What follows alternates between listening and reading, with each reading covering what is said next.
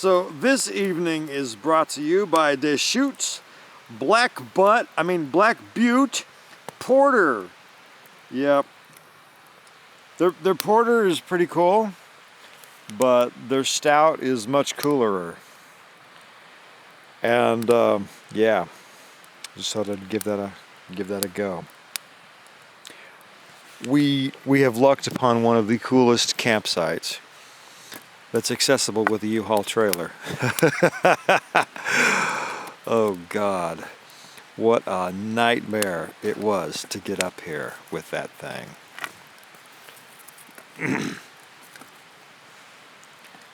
Yep, a bloody flipping nightmare. So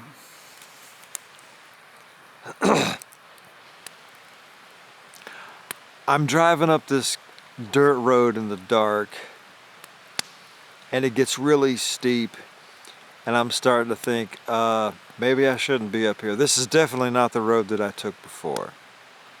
I was looking for this one spot over the bridge near the creek at a dead end that was really nice, that you could turn around in. It had a turnaround that I could get a U-Haul in, because there's no way I was getting this thing up Mount Emily. No way. Anyway, yeah, so I'm going up this hill and I'm thinking this is something I'm not going to be able to get out of. So I put on the brakes and it didn't stop. We start sliding backwards down the hill.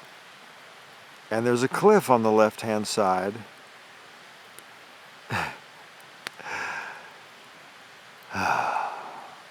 So anyway, I grabbed the emergency brake, I put it into first gear and floored it.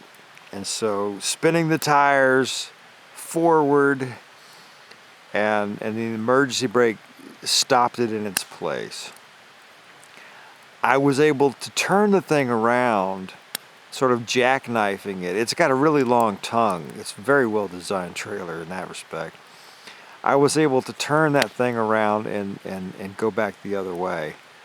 But it was kind of frightening, and I'm sitting here thinking, my God. First off,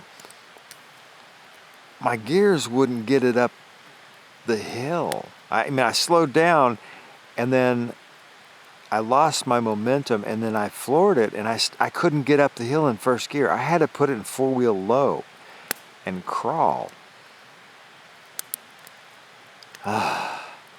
This whole thing, taking this, 1,000-something miles down to Los Angeles, it feels like a suicide run. Hopefully everything's going to work out okay, but oh my God, the first time I tried to use the brakes, it wasn't stopping. I had to put them all the way to the floor, and that was only doing like 25 miles an hour.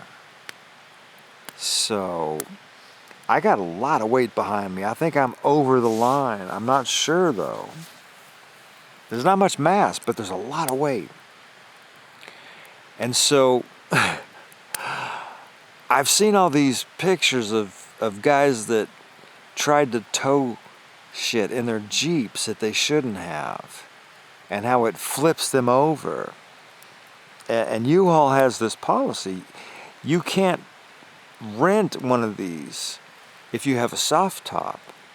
So fortunately, I have a hard top. The reason is that, you know, over the years, people have flipped their Jeep towing one of these trailers. The short wheelbase is an issue. It's got power, but the short wheelbase makes them susceptible to being, you know, thrown around by the trailer if you get into a situation. And so I've seen all these pictures of upside down Jeeps trying to pull big boats or other trailers. And it's just kind of a frightening experience pulling that thing. I don't know how much weight is in there. I estimate it's probably between 1,200 and 1,500 pounds on a 1,000-pound trailer. which could put me, 500 pounds over my limit. And I'm already 2,200 pounds on the Jeep above stock. So the thought of doing these mountain roads and these passes with these, really steep elevations is kind of frightening, because I've lost brakes on that Jeep before pulling the kayak trailer. Since then I've replaced the calipers. But we got a long way to go. And it's going to be a miracle of God if we make it there in one piece. Anyway, just wanted to get that down, in case things go wrong. They can play this at my funeral.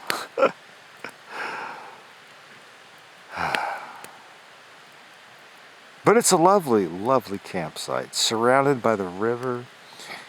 You can hear the crackling of the fire, and the rustling of the water. You just can't beat that.